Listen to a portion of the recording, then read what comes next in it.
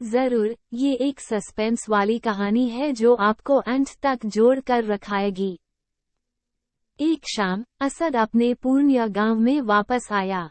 ये गांव उसके बचपन का था, मगर अब ये बहुत सुनसान और खाली लग रहा था।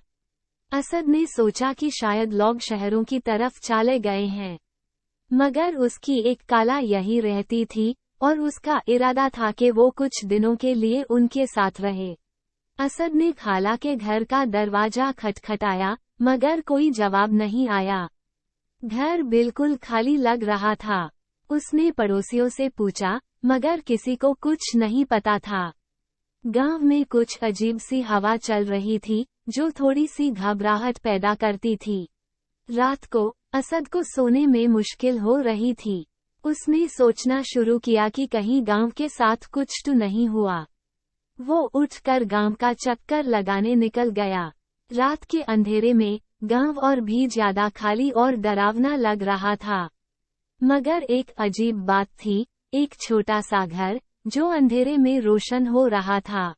असद उस घर की तरफ चला गया। जैसे ही वो करीब पहुंचा, उसने देखा कि दरवाजा हल्का सा खुला हुआ था। अंदर से कुछ आवाजें सुनाई दे रही थी। उसने धीरे से दरवाजा ढाका और अंदर चला गया। घर के अंदर एक छोटी सी महफिल लग रही थी। लोग हंस रहे थे, मगर उनका अंदाज थोड़ा अजीब था, जैसे कि उनका हंसना फर्जी हो। और उन सब के चेहरों पर एक हाई तरह का मुखौटा था, एक खुशी का, मगर आंखों में कुछ और था, कुछ खाली और बेजान। असद ने सोचा कि ये सब कुछ बहुत अजीब है। उसने ये जानने की कोशिश की कि ये लोग कौन हैं और ये महफिल क्यों है। तभी एक औरत उसके पास आई और बोला, आपको भी मुखौटा चाहिए। असद घबरा गया और वहां से भागना चाहा, मगर जैसे ही वो पलटा, उसने देखा कि दरवाजा बंद हो चुका था।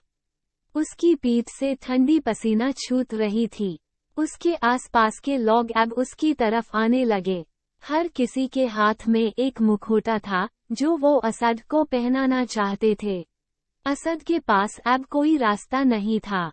उसने सोचा कि शायद यही गांव का नया रिवाज है, मगर उसके दिल में एक डर था। क्या ये लोग असल में गांव के रहने वाले हैं या कुछ और? कहीं ये गांव एक भूत बंगला तो नहीं बन गया? उम्मीद है आपको ये कहानी पसंद आई होगी। आप क्या सोचते हैं, असद का आगे क्या होगा?